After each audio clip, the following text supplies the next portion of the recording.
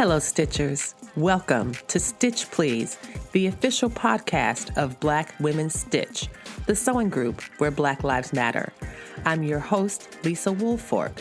I'm a fourth-generation sewing enthusiast with more than 20 years of sewing experience. I am looking forward to today's conversation, so sit back, relax, and get ready to get your stitch together.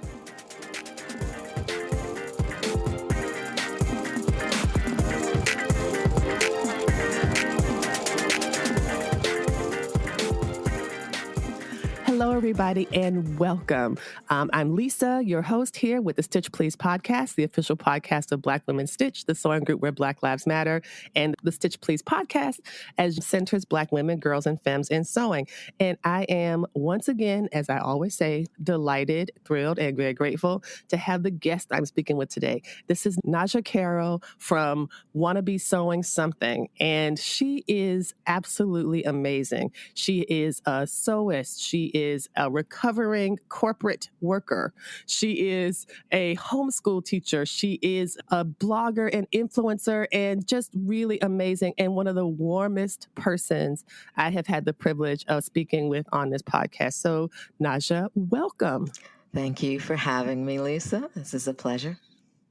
So I wanted to get started to get you thinking about if you could tell us your sewing story. How did you get started in sewing? You do so much, and I think it's nice for people to think about what the beginning looked like for you. So tell us, can you identify, if you were to tell your sewing story and how you got started, does it start with sewing as a small child? Does it start with sewing as an adult looking for a corporate?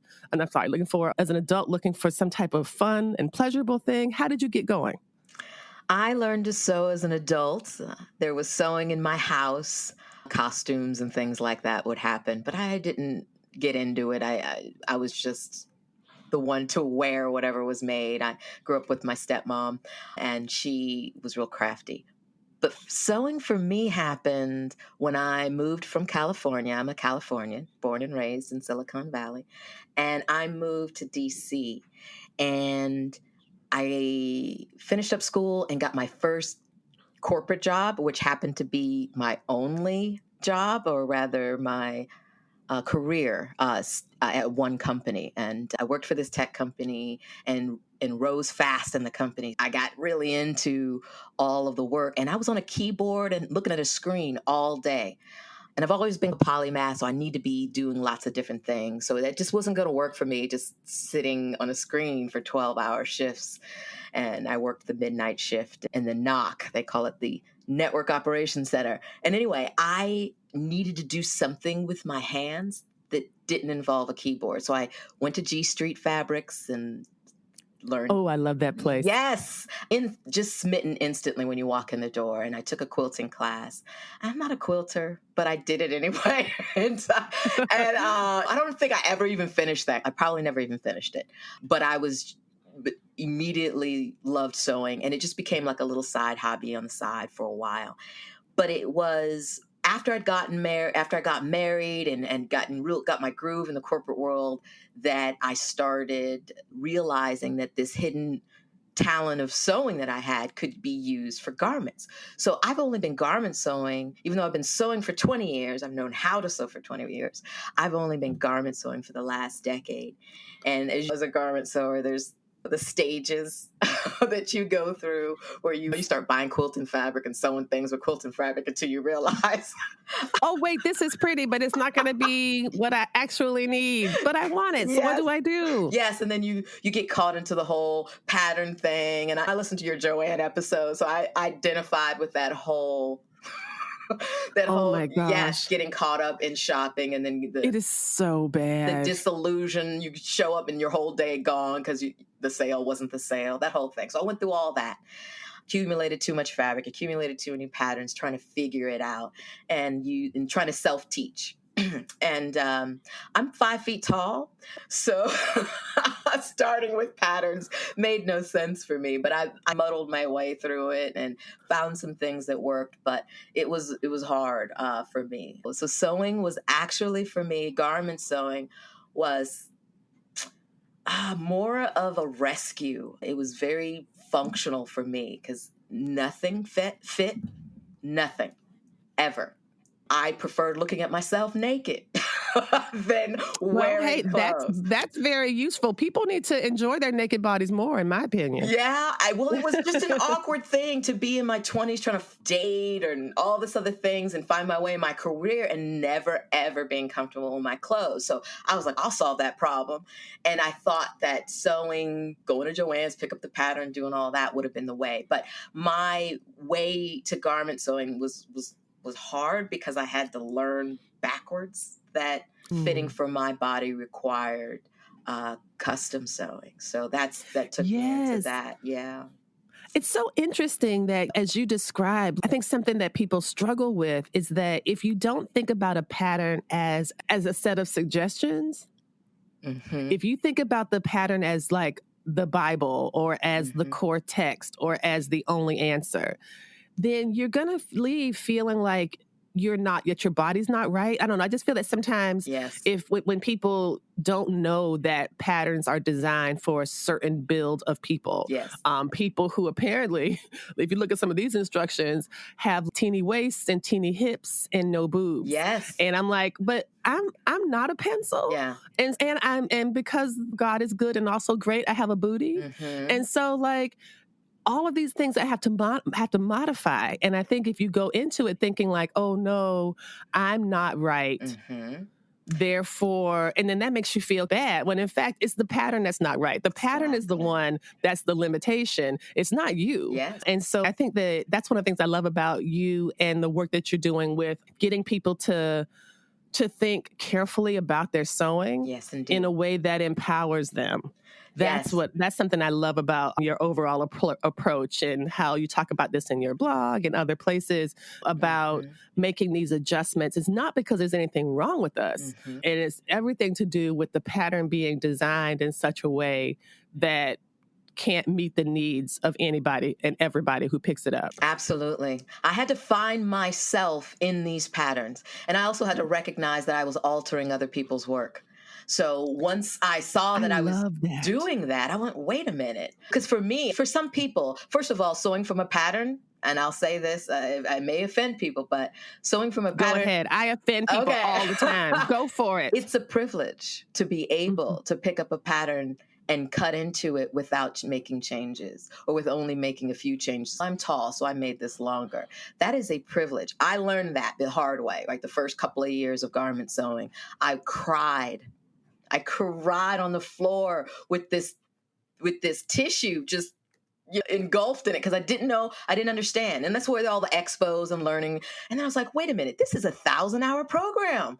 This is learn how to alter these patterns. And finally, when I said enough is enough, I went to one of these expos, and it was Judith Rasband, who, may she rest in peace. She did a book called, I think it's called Pattern Fitting or Fitting. Oh, where is it? I can't remember the name of it here. I don't even keep it out anymore because I don't want to be tempted to open it, because it is a book of nothing but pattern alterations. And it's awesome. It's a $100 textbook. And I bought it from her at an expo, and she gave me a fit evaluation, took me behind a curtain, had this little clipboard, and evaluated all of my various corrections that would need to happen when I used a commercial pattern. And that paper, first of all, was 2 to 3 pages, and it had these illustrations on it of all the different body shaping situations, and it was full of red pen. Just like I failed a test. Yeah, I didn't. Red pen. Now I'm an English professor, so I know I'm certainly going to be triggering people. And I deliberately do not write on my students' papers with red pens because I think a lot of them have flashbacks. That's exactly what about happened. that.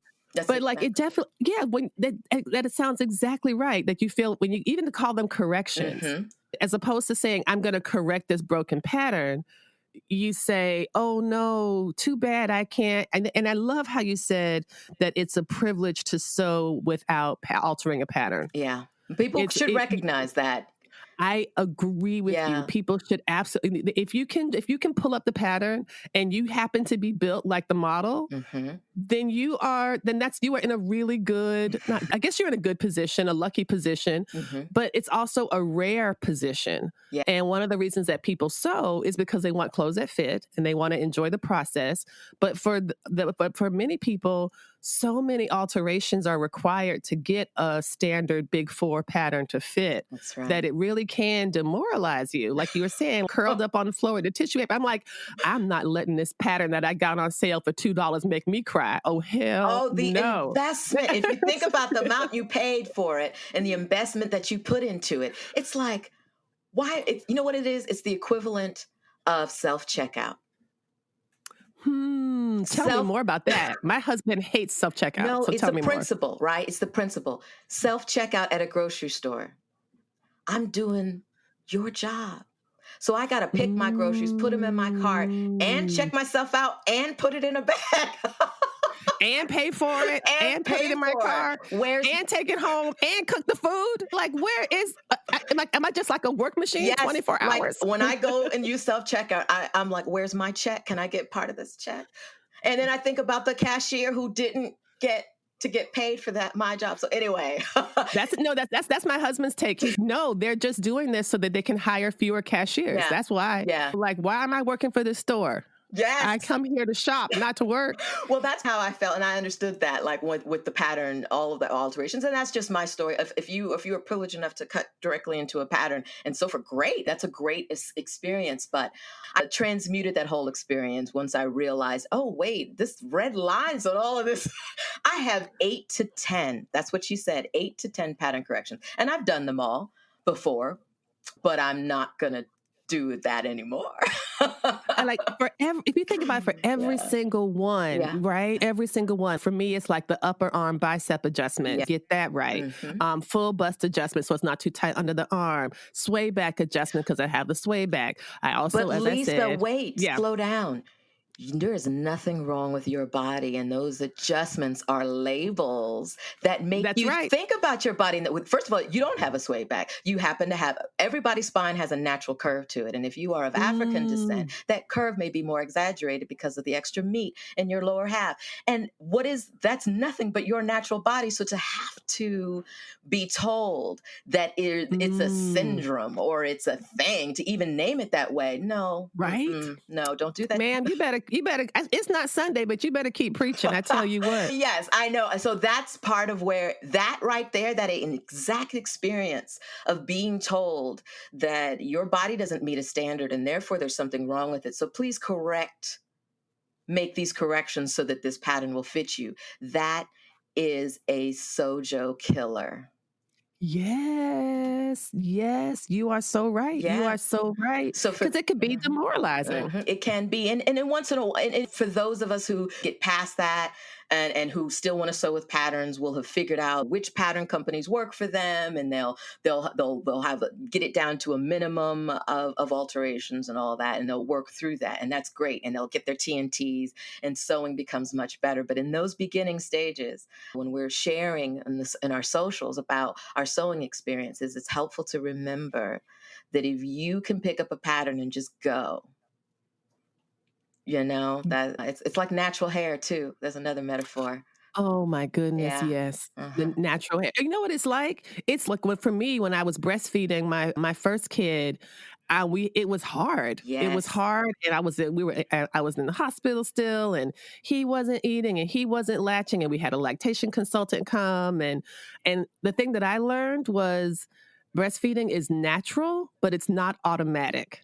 Yes. And then it obviously it all worked out. He is 21 years old and very healthy and whatever. And it all worked out in the end. But at the time, it just felt like the worst feeling in the world. That same experience.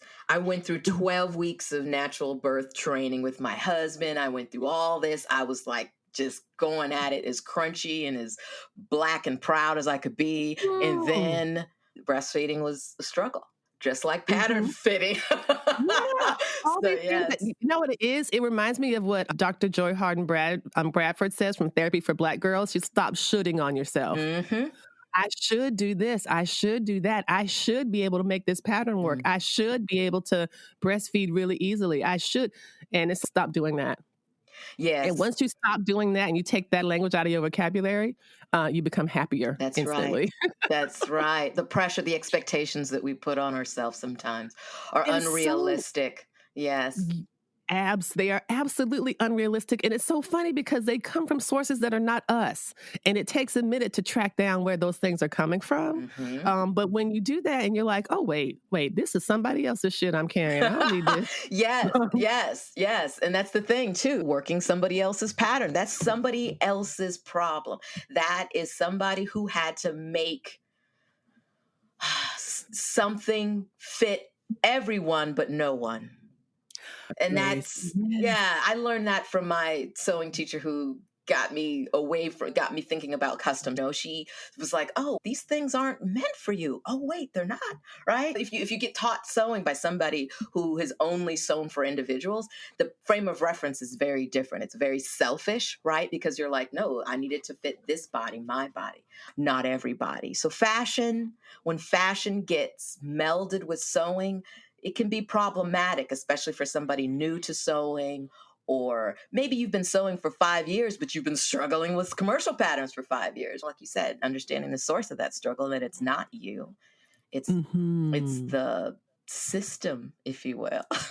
Absolutely. Yeah. Absolutely. And I do think that this is something that the industry is starting to hopefully slowly realize, that they do have the same systems of oppression that affect everything else in this country show up in sewing. Absolutely. It's a And reflection. it is an absolute reflection. The way that we have what Carolyn from Diary of a Sewing Fanatic mentioned when she was on the podcast, they have a thin problem. Mhm. A thin problem that, that so many of the pattern covers and envelopes and sizing are leaning toward the needs of people who are really thin, really, really lean, and it's not realistic in any way. And yet there's no measures, or very few steps being taken to correct it. And even if you're not going to correct it, I just think it's important to, I don't know, people should feel good about their sewing and feel like no one wants to go into a sewing project feeling like you're about to fight, you know? It can be provocative. And who wants cortisol No. involved Mm-mm. with their creativity? Not I don't. No. There's a little, like when you're trying to solve something, but there's that healthy amount of just, ooh, I want to get this done. But to feel angst or even sadness or depression over what you're trying to Oh my do. I mean, gosh. I know. mhm. I know. No one needs that. This is supposed to be fun, It y'all. is. It So is. can we shift a little bit? I want to talk Sure. about your sewing blogging, because I am loving Okay. I'm loving this conversation. Okay. And I feel as though with your blog and the work that you did there, it was a continuation in some way of this type of conversation, Yes. of talking about the process of talking about adjustments, not just fit adjustments, but in some ways like mental and emotional adjustments that people make or think about when they are sewing and doing garment construction. Can you talk a bit about your blog and when you started and what some of your hopes for that were? Yes, I can. I have definitely shifted a little bit in my blog brand or my social media brand. I have a blog called Wanna Be Sewing Something, and it accompanied my journey into garment sewing. And it started with joining a weekly sewing group blog. I guess it would be the way to refer to it. It was called The Sew Weekly, and it's so old that the page isn't even up anymore. But there was, in the beginnings, well, maybe not the beginning, but 2000 to 2012 was when the sewing blogging world caught on fire, and the communities found each other, and there were a lot of us, like Carolyn and Marcy and Erica Bunker as Erica, well. Mhm. yes, Renee from Miss Seeley's Pants. All of these, Yes, yeah, yes. all of us found each other a little bit in these circles, and we'd bump into each other. This was before there were all these, and there's socialists now. There's so many communities now, but in the beginning there was only a handful. And Depika of Pattern Review, of course. There, Oh, yes, yes. so we all went in different circles, and one of the circles was this So Weekly blog that had gotten started up, where there were a lot of contributors, and each week there was a theme, and you'd come up with something to sew for that theme every week for a year. And why would I get into garment? Like, why did y'all decide to just get around and haze each other? I'm trying to understand. No, and in hindsight, I think about this, and it's a great story. It's a great story. But in hindsight, I'm like, what in the heck was I doing? And I didn't finish the year. It was ridiculous. I was just like, oh no. And it was optional. You didn't have to finish the year. But I think maybe, let's say 10 out of 50 of us, something like that, did all 52 weeks. Oh my gosh. But you made a different thing? Yeah. So I got through 25, 26 weeks. Yeah. Mercy. And blogged about it. So and I got into garment sewing. I was only like 2 years in, and I was like, okay, yeah. And I'm like, what was I doing? But I'm like that. I love a challenge, and that's what gets me going. I'm a fire sign. So I was like, all right, let me warm up this fire. But it was crazy. And that was how my blogging started. Once a week. And the thing is that it was challenging me because I'm also a writer, and I wanted to tell this story about my blogging, and I like to use play on words. And part of the blogging experience as a contributor was to name whatever it is you made with a fancy title that would start with, so you could come up with your own thing, your own name. And so I was like, oh, great. This is where I can express my writing creativity. And not only can I make something, but I can give it this catchy name that would be the title of the blog entry. So I would come up with things like the dress tangle, which you saw. Yes. Oh my gosh. I want to talk about the dress tangle. Continue though. Continue. Yes, yeah. And I had these awesome names. The dress tangle, I think, started off as the hip to be square top, which, was a play on a Huey Lewis and the News song. Mm-hmm. And so things like that would happen. Every theme would give me this chance to make something, whether from a pattern or self-drafted, but the 1 week wasn't, the contributors would get a bit of a heads up. So we might know maybe a month ahead of time what the themes are, but you're still sewing weekly. And between having all my pattern corrections, having to make so many alterations if I wanted to sew from a pattern, and the deadline, I burnt myself out. Just listening to this is making me tired. I know. I'd be like, damn, I already have a job. Yes. What am I doing? I did. And at the time, no, I was working. We were in the middle of starting a family. So I was trying to procreate, and I was creating, trying to make a baby and make clothes every week. Anyway, it was wild. It was wild. But I look back on the experience with fondness, but also as a word of warning to any sewists who are getting into the hobby and feel compelled to join all these challenges and participate in all these things. It's not the steadiest the most stress-free way to get into the hobby, I don't think. Yes, you're setting yourself up, and you want to make sure you set yourself up for success and not more stress. Yeah, and also to the outcome. When you're sewing at that speed, the garments you make are probably not going to be at the level that you'd want. And if your goal is to just make stuff to say, ooh, look at me, look what I made. Okay, that's cool. Then do that thing.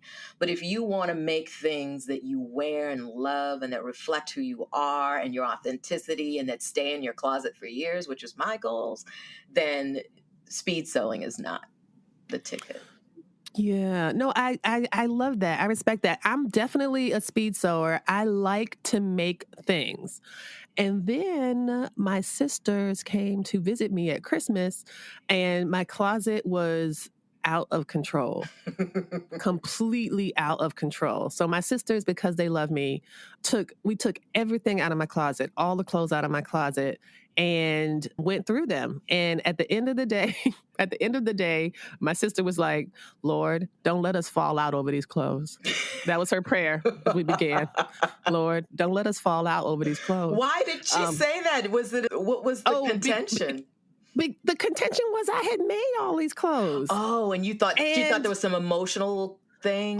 Because there was, oh my gosh, girl, for every piece of clothes they took out, they were like, what about this? I was like, okay, so I bought that fabric from Mood Fabrics in 2018. It was about $22 a yard. It's really special to me. And they were like, but you said that about the last dress. And I was like, yeah. So I bought that fabric in Manhattan in 2019, and it was about $18 a yard, and it's very special to me. And it's like, Lisa, every piece of clothing in here that you have made cannot be very special to you. It's just not allowed. You need to go through. So at the end of the day, I ended up with 3 huge lawn and leaf bags full of clothes. And I went on Facebook and I was like, okay, y'all, I'm cleaning out my closet. Come get these clothes. And people were snapping them up. They're like, I'm on my way. I'm on my way. You released them. I released them to some very happy people. One of my friends is a kindergarten teacher in town, and she was like, I wore your dress to school and the kids thought I was a princess. Oh, see, and I have to think about that. See, no one could wear mine because I'm so uniquely built. I don't know anybody else that's a curvy hobbit. Stop it, girl. No, I'm just saying. And I make jokes, but I'm really short. It's not, I'm just 5'4", I'm 5'3". No, like short. So that's just not a lot. And that's okay. The uniqueness. Uniqueness is key. So we're going to take a quick break, everybody. But when we come back, we're going to continue to talk with Najah about so many of the wonderful things that she's doing now. She was talking before about her blogging experiences. And now we're going to talk about how she has shifted into helping all of us get our SewJo back. So we'll talk about that when we return from our break. So stay tuned.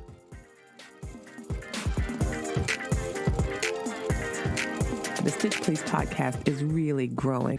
I want to thank you for listening to the podcast and ask a favor. If you are listening to this podcast on a medium that allows you to rate it or review it, for example, Apple Podcasts or iTunes, please do so. If you're enjoying the podcast, if you could drop me a 5-star rating, if you have something to say about the podcast and you wanted to include that, a couple sentences in the review box of Apple makes a really big difference in how the podcast is evaluated by Apple, how it becomes more visible. It really is a way to lean into the algorithm that helps to rank podcasts.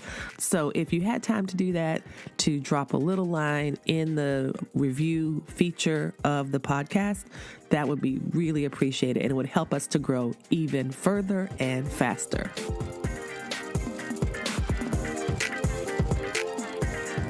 We are back, and I am talking with Najah Carroll, who you can find on Instagram as Wannabe Sewing Something. And she has been doing some really great series recently talking about SewJo. And so I wanted to get started with that. And can you tell us what is SewJo and why it's important? SewJo is a term that I think came out of the online sewing community. I don't know if I could speak to its origins all the way back, but I discovered it, like I said, in the online sewing community in the early days, in the early 2000s, when people would refer to their motivation. They'd say, I lost my SewJo, or my SewJo is low, or I need to get my SewJo back. Or they'd say, oh, my SewJo is on fire. Whenever they were talking about something that they were making. And I think all of us who picked up on it understood just right away what was being said.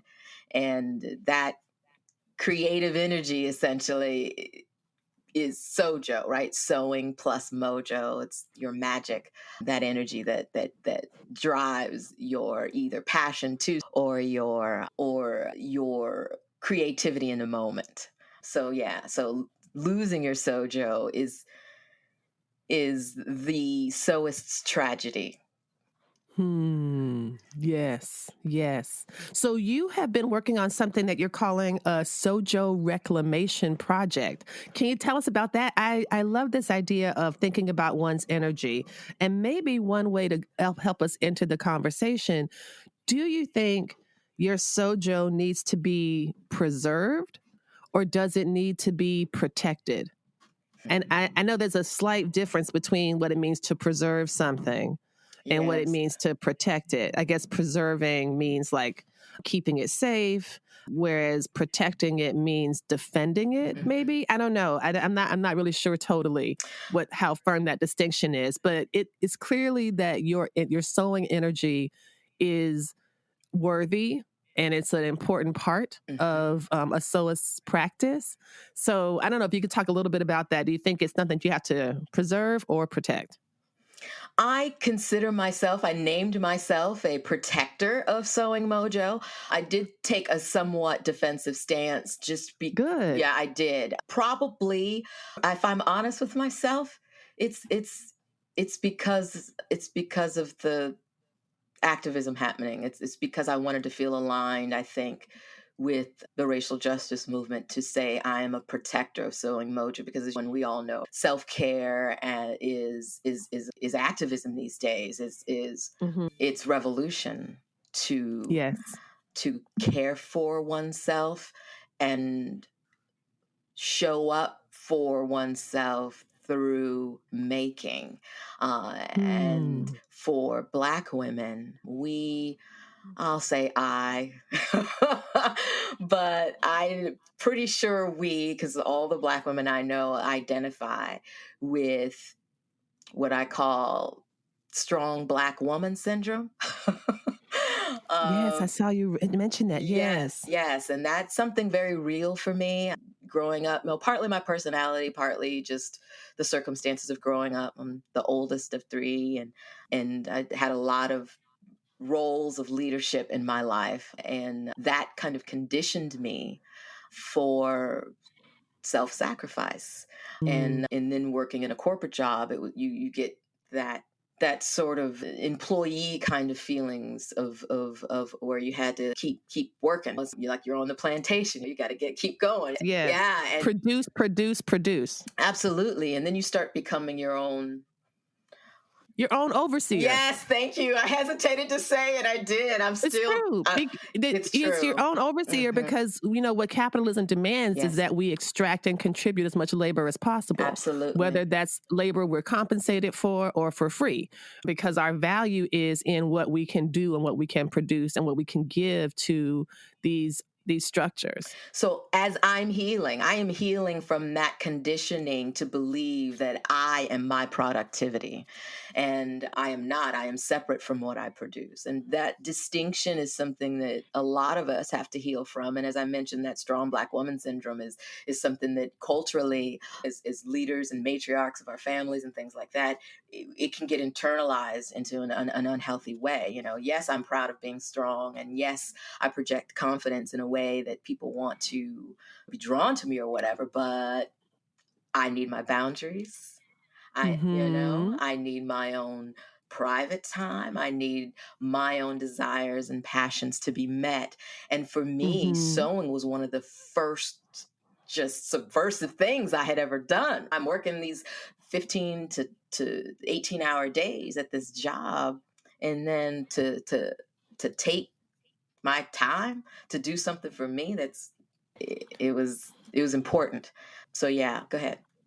I'm just agreeing with you. This notion that of the quote unquote strong Black woman is such a dangerous social fiction, because in the same way that recent studies, I'm thinking of a 2016 study done by the University of Virginia, showed that this is alarming, but showed that medical students at the University of Virginia, and by extension, I'd imagine elsewhere, medical students, these are like adults who grew up with the internet, have these beliefs that Black people can tolerate more pain than white people. Yes, I've read those. That Black people's skin is thicker, that Black people's blood coagulates more quickly. None of these are true biological facts. You'd think someone who took biology would know this, and it's scary to think that actual people who are going to be doctors believe this. But because Black people, in their minds, have a higher tolerance for pain, which we don't, we get exposed to more pain. Yeah. And so that's this quote unquote strong Black woman phrase or concept is just a way to disregard. It's another way to disregard us. And if we, or for those who do internalize this as somehow goals, then we're only, in my opinion, helping those who seek to harm us. by not allowing ourselves to be vulnerable, by not prioritizing, as the Nat Bishop says. I really like her a lot. The Nat Bishop, who has the Nat Ministry, that she sees rest as revolution, rest as reparation, especially for Black folks in particular, when so much for so many years has been demanded of us. How do we find ways to reclaim and renew ourselves? And that comes from, in her mind, like stepping back and taking rest. Absolutely.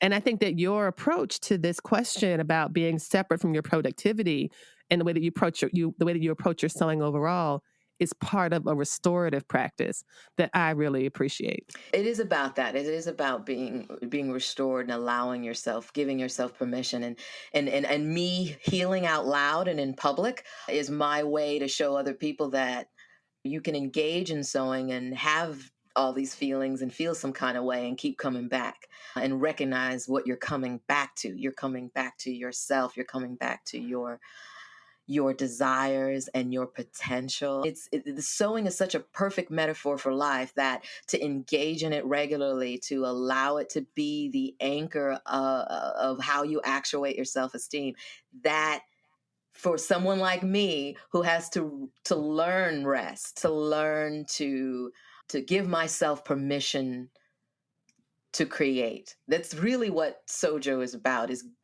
regularly, habitually, ritually giving myself permission to create.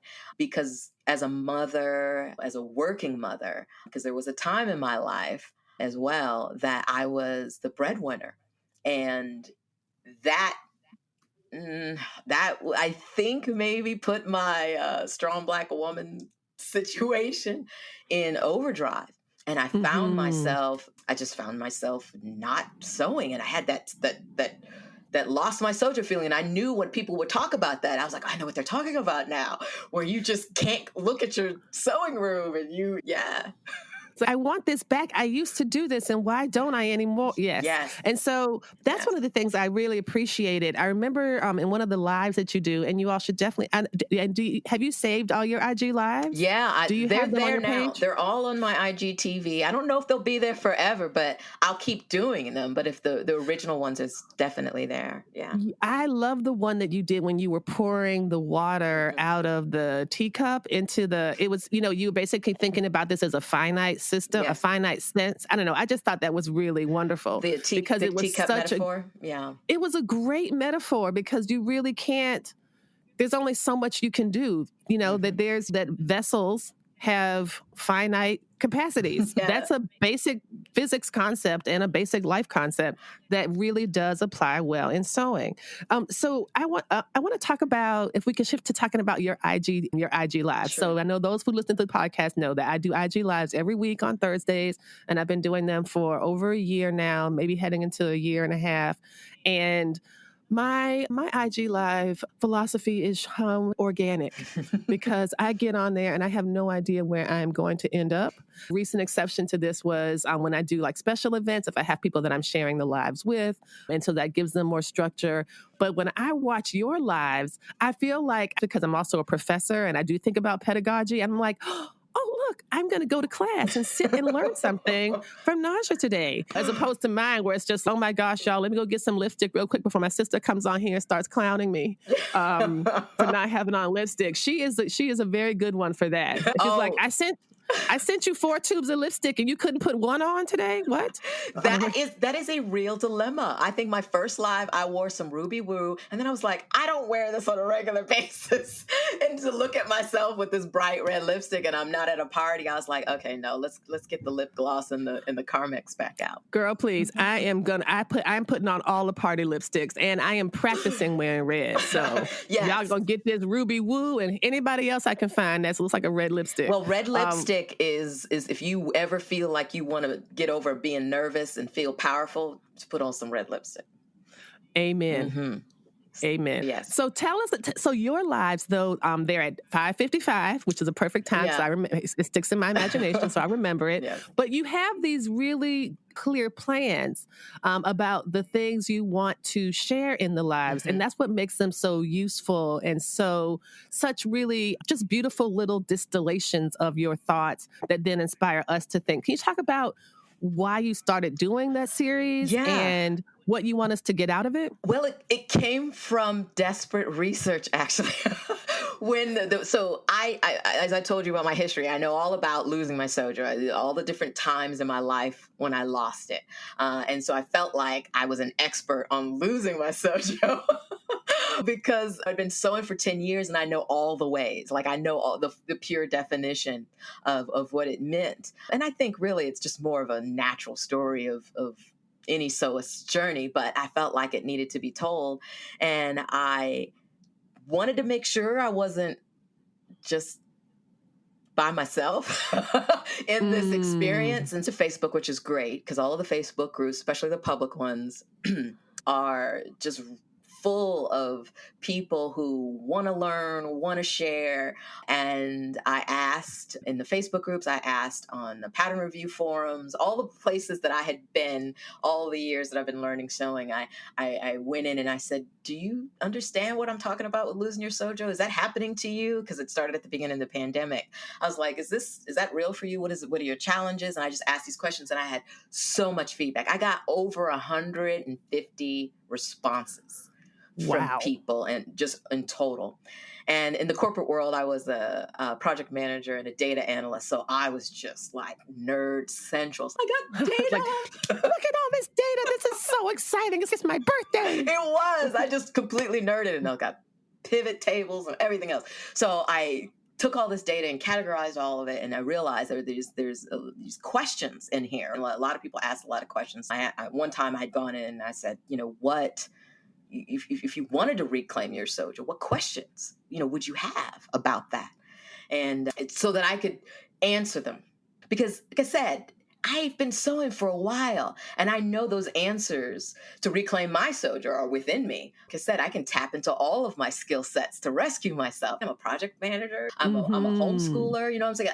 I've done a lot of different things. So I thought that I could heal and lead at the same time by taking all this data and answering these questions and reflecting back to the sewing community what I had heard and yeah, because I knew it was real and I wasn't seeing it like on Instagram. I wasn't seeing it because Instagram isn't a platform for that, right? No, it's not. Instagram is a highlight reel. Yes, indeed. And I knew no one is showing how raggedy their things look.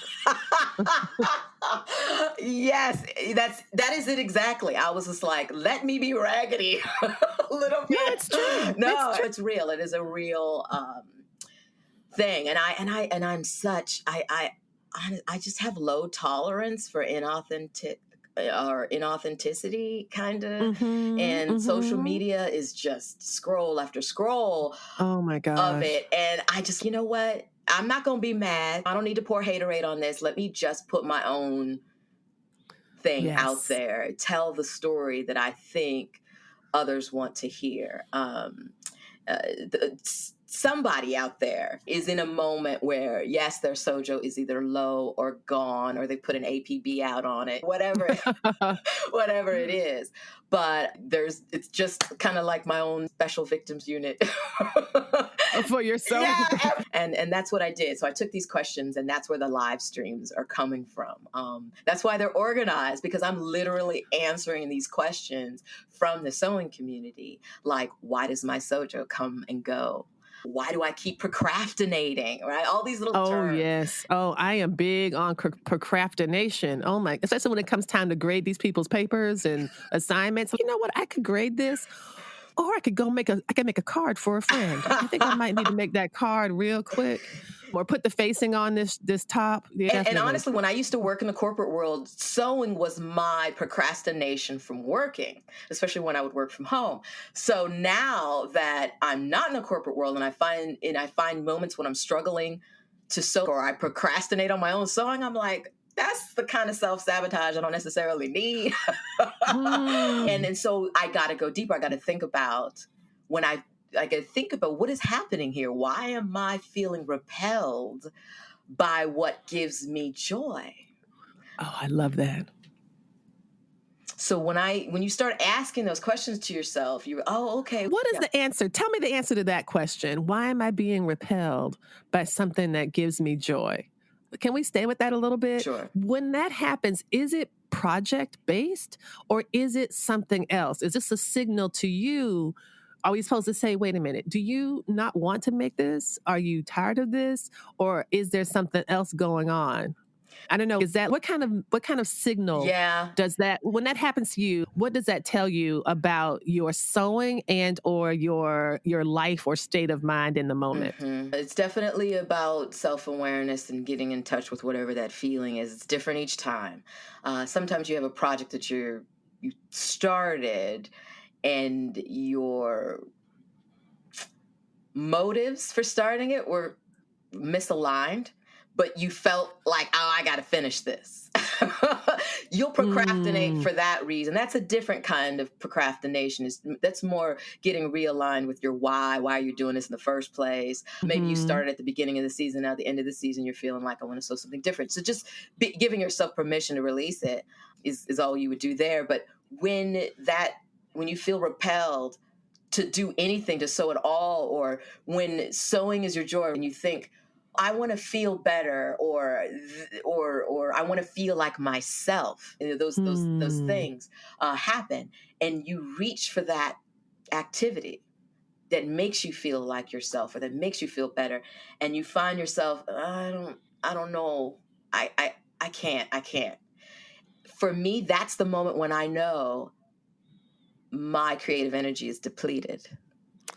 Oh, yeah. Mm-hmm. Because so when people say sewing is my self-care, that's true. Sewing is your self-care. Sewing can heal. Sewing is my therapy. There's all these hashtags out there that are... That's true. And that's one of the reasons why I reject the phrase selfish sewing. I hear that so much and it makes me very frustrated because I'm like, the idea, I think that this is only something that happens to women, that if you somehow that doing something for ourselves is selfish. And it makes absolutely no sense to me. Now I actually use self as seamstress as a definition. Yes, let's talk about that. Let's talk about that. Let's fight.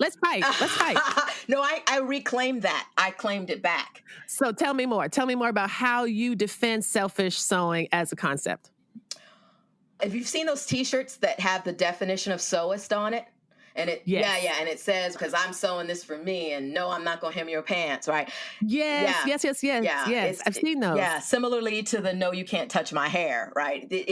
Absolutely. It is a defensive posturing, but it's taking back the word selfish, because when I am selfish and I fill up my cup first, then I am fully capable and ready to help you fill up yours. I am not, that is, so when I call myself a self-esteem stress, that's an affirmation for me. Okay, yes. That's fill up your, I love that. And that's, so you can't pour from an empty cup. We know this. You can't pour from an empty cup. And so so you see the process of filling up your cup, renewing and restoring yourself. I love that. I agree with that. I think maybe I am not at the point that you have arrived at where I'm able to destigmatize the word selfic. Certainly. And language is that's important. My problem. No, I think that's my challenge. But I think what you're doing is, I totally agree with it. It's like when people claim fat back, right? They say, I'm fat. I'm just a fat girl, whatever. Yes. No, I appreciated that too. Yes, no, it's true. And very often marginalized groups, part of our claiming our power is to take things that people use to humiliate us and turn them into moments of our own power. Yes. And so we hear this, for example, there's an academic discipline called queer studies and queer theory. And for a long time, the word queer was a slur. And so I think the same with fat and with a lot of like fat activism and people being very deliberate about that. I think that's another way that people have reclaimed something that's harmful. And so I don't know what it is. Maybe it's because I still have things that I'm working through. Everybody does. Yeah. That by taking selfish and saying, okay, yeah, I'm selfish. Fine. You have Yes, to. I because had to give myself I am permission centering to. myself. Yeah, no. This for me, it was revolutionary. It was me giving myself permission to take that time because that repellent feeling that I took all this time to create a whole room. I have a whole home studio. Why would I not Yes. go into it? What was my problem? Right? Like what? And it was that strong black woman triggering that would happen. Life would get hard. I felt like Mm. I needed to control everything in my life, and oh, I got to make sure this happens. Oh, my daughter needs this. Oh, my husband needs me for that. Oh, I got to make sure I'm at this meeting. All of these feelings of the external world needing my power, Yes. And if you gave it all away to them, what do you have for and that's yourself? what would happen. That's why I would feel repelled because I gave it all up. So for me to say I'm a selfish seamstress, that is saying, don't bring me your pants to him. Right. that Right. is That's right. that is saying also this is my time. Now, of course, I sew things for my daughter. Of Yes. course, Of I'm course. Yeah. putting the Yeah. button back on this or whatever. But I only allow myself to do those things when I have done something for myself first. So in my house, there's a rule. Mm. And of course, I have the closet that has all the things that needs to be repaired in it. And I just hang them up Wow. and I put them in there because when you sew at home, you're the house seamstress. That's just part of the Hmm. job. But if my husband has a pair of shorts that needs the pocket repaired on it, I am not allowed to fix that unless I replaced the elastic in my pants because I got fatter. You have to do something for Yes, yourself first. first. And it's the thing I tell people all the time. Like, there's a reason why on the airplanes they say, put on your oxygen mask first, put on your oxygen mask first before helping other Yeah. passengers. Because if you aren't getting sustained, if your cup is empty, how on earth can you help anybody else? Yes, it's the yin yang balance between selfish and selflessness.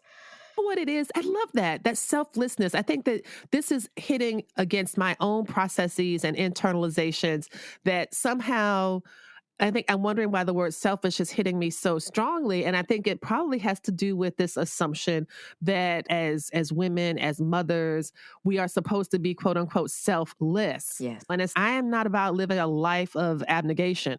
And my sewing shouldn't be that either. Mm. And so it's just that's so powerful. I really love how you're getting people to think very seriously about that. In our last few moments, I really want to shift to talking about some of the resources that you've created. So you've created the archive of your IGTV, and now you are moving into ebook territory. And you very kindly given listeners the first chapter of the book that talks about a few tips. But can you talk about how you are transitioning into publishing? Yeah, I decided to self-publish. I've been a blogger for a long time, as I told you, a writer, and sewing and writing go hand in hand for me. Mm. Despite the fact that I jumped into the fire with that sewing and blogging every week thing, but it was doing that cemented that sewing and writing are necessary to tell those stories. Just like you had said about all of the garments in your closet when you were purging, each one of those had a story. And I think that if you've been sewing for a long time, not only does every garment have a story, but your whole sewing journey is its own story. And Yes. yeah, yeah. And so I felt like if I was on this social reclamation mission, if this was my personal project, and of course I learned and got validated that other people are looking for a similar help, then why not? Why not take what I would have normally put up on my blog and publish it as an ebook and to self-publish. So the first chapter of that book is called 3 Reasons Why Passionate Women Lose Their Sewing Mojo. And I wanted to just come out with that right away and offer that to people who maybe like me need a bit of sojo reclamation. And even if it isn't just the net that it's gone, because it's a lot of different stages. Your sojo could be gone, it could be fluctuating, it could be in danger, it could be at risk. There's all these different, yeah, Yes. yeah. Or you notice that your sewing is inconsistent, or what you're making, what you're creating. If you might even know that you might notice that it's not actually giving you joy. Like you went for the joy, but at the end you didn't. That's some subtle stuff too that ultimately I'll probably get into on my lives. But SewJo is its own thing, and I wanted to write about that in a way that was also entrepreneurial. As now that I work for myself now. I'm an independent. I'm a business consultant, and I have business clients who are trying to run and start their businesses. And so it aligned, right, for me to lead and build at the same time, lead and heal at the same time. So that's what that's about. The IG lives are, like you said, free lessons, or just free me sharing my awakenings about certain things by answering these questions. I'm answering them for myself as well.